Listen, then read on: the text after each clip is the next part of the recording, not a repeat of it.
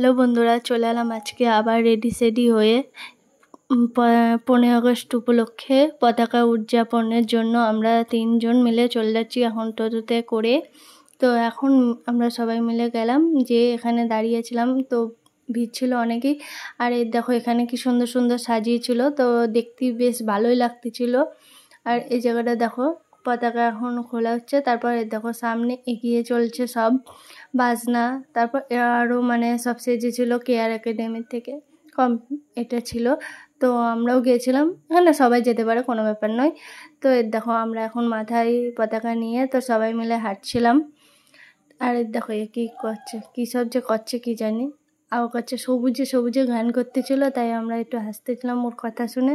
তবে দেখো চারিদিকে ভালোই লাগতেছিল বেশ। আর দেখো আমরা 3টে যাচ্ছি। আর এই জায়গা যেহেতু সামনে পিছনে কোনো জায়গায় জায়গা ছিল না, আর এত রোদ গরম, তাই একটু আমরা বসে নিয়েছিলাম, যেহেতু সবাই বসছিল তাই। তারপর আমরা আস্তে আস্তে আস্তে সবাই মিলে চলে গেলাম।